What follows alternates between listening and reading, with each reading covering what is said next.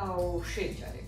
نن غواړم یو ډول سلاد جوړ کړم چې دې سلاد کې زیاته معلومه خبره ده سلاد کې خو سبزیانې ترکاریانې ډېرې خو زه په دې سلاد کې د چرګ د سینې نه هم کار اخلم او له کچالو. کچالو دا یو ډول کچالو دی نه پوهېږم چې زموږ په وطن کې به هي که به نه وي پخوا خو نه اوس موږ راټولو دې ته دلته په ناروې کې سوت پوټیټ وایي یا دا یو ډول خواږه کچالو دي ډېر زیات خوندور کچالو دي دا رقمي غټ غټ کچالان دي کچالوګان دي او دا دلته اروپا ته له امریکا نه راغلي دي اصلا اصلي جای مرکز امریکا ده. دا کچالو ډېره زیاته فایدې لري او خصوصا څوک غواړي چې رژیم حالت کې لا څوک ورزش کوي نو دا خلک سلاد ته ډېره ترجیح ورکوي او په سلاد کې خصوصا دغه کچالو چې استعمال کړو نو ډېر زیات خوندور راځي.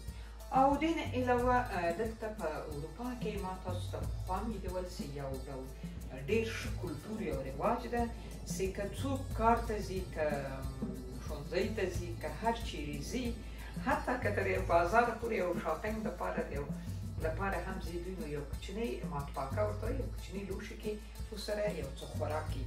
زه خپله اکثره عموما دا ډول سلاد چې ده حتما جوړوم په کور کې په یخچال کې دي په دې چې موږ ورته ماتپاکه وایي په ماتپاکې لپاره دا سلاد ډېر زیات خوندور وي. نو راسره اوسئ ووینئ چې دا دې سلاد ته ما شی راخیستي دي. په ابتدا کې به زه اول د سلاد لپاره تاسو ته د چرګ د سینې اخته کول او په څه ډول باندې بیا زه وروسته پخوم در وښیم خو اول به زه دا سره ریزه کړم.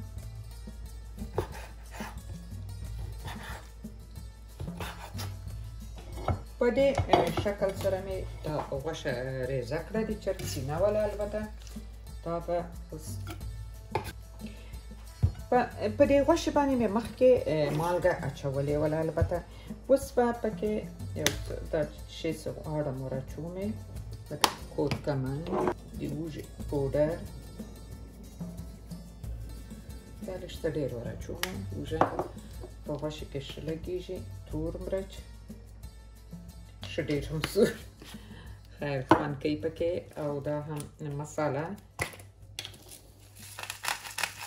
او دا مساله هم چې دا ور اچوم دا معلومیږي ښه غټه مالګه هم لري او داسې یو څه د لیمو اوبه او ډېر اخته کېدا نه غواړي تر څو زه کچالو ریزه کوم او په داش کې کېږدم دا د یو څه کچالو مې مخکې مینځلي دي او دا هغه نه غواړي پوستېدا نه غواړي بیا هم که د تاسو زړه یې مینځلی شئ مالګه لږ څه هم مساله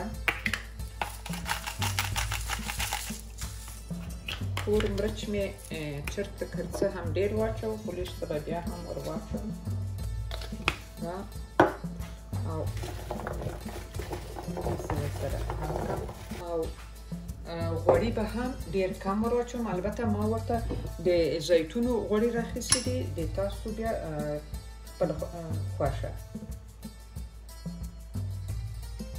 بس تقریبا یوه ډکه غټه قاشقه غوړي دا اوس په داش کې کېږدمه په 180 درجې باندې کم له کمه 1 دقیقې نو بعد له هغه به پاخه شي بیا به زه تاسو ته درښکاره کړم.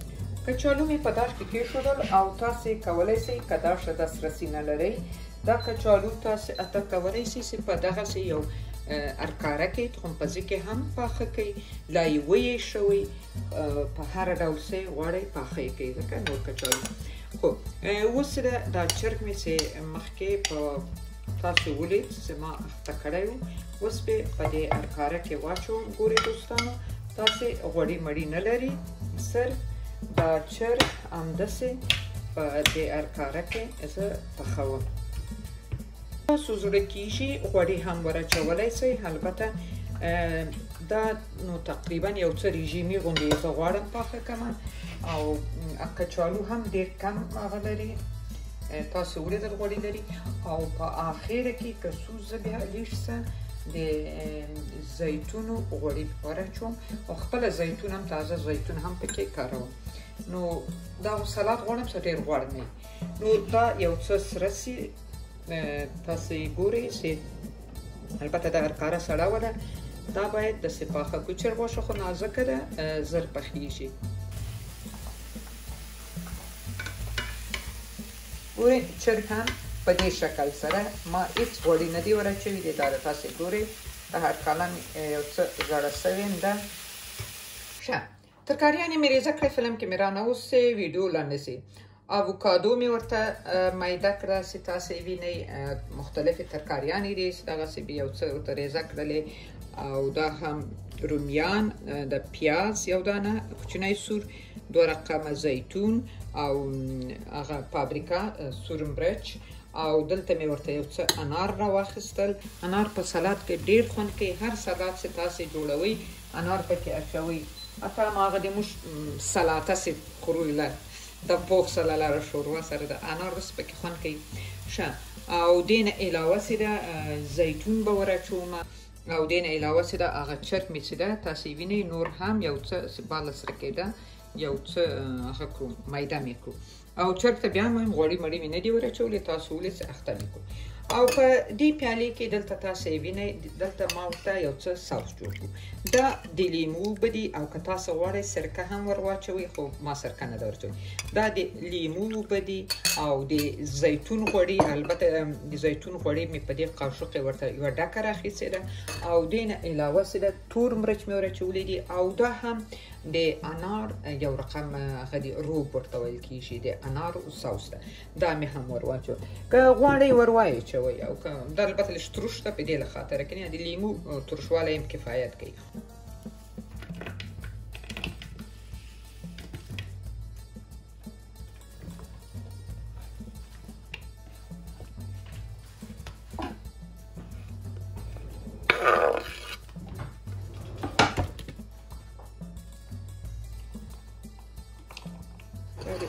انار اوبه هم چې بیرته دلته واچوم.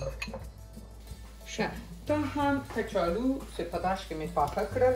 20 دقیقې بعد مې البته یو وارې وکتل، سره لږ څه مې واړول او نور پاخه سول په نیم ساعت کې. داش درجه یې ما البته ټیټه مې کړې ده. اوس ګورم چې دا یو څه ساړه سي. پس له هغه بیا په دې سلاد کې ګډوم. ساوس به پرې ور اچوم. دې ساوس لپاره تاسې کولی شئ چې بیا ورسره سوس مایونیز هم وخورئ او لا مستې ورسره خورئ، چکه ورسره خورئ. هغه نو بیا یې تاسو په خپله مربوطه. خو هغه ده. او تا داسې هم کولی شئ، زه خپله هم زیاتره وخت همداسې کوم چې داسې جوړه کړم، پلاستیک پرې تاو کړم، بیا په یخچال کې کېږدم او ساوس نه ور اچوم.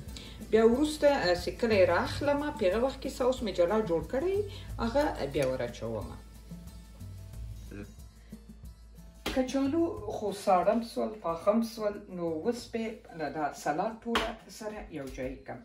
دا ټوله سلاد به سره مکس کړم. اوس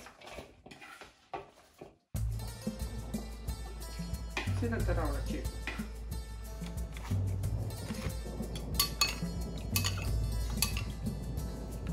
او دا ساوس یې بې حده خوندور، ډېر زیات. دومره خورمه دومره ساوس یې بس ده. دومره خورمه نه، البته زه ته نه، دا د موږ د غرمې ډوډۍ ده. او دا په لونچ کې ته وخورئ، کار ته یې درسره وړئ. باور وکړئ دومره خوندور او فایدهمند شی ده چې څه درته وایم. دا ما په دې کم ځکه ور واچول چې زه خپله ورسره الرژي لرم، نو باید یوې خواته وي. ښه دا هم د نن ویډیو ایله لرم چې تاسو خوښه سوي. او تر بلې ویډیو الله پامان، ښه وخت.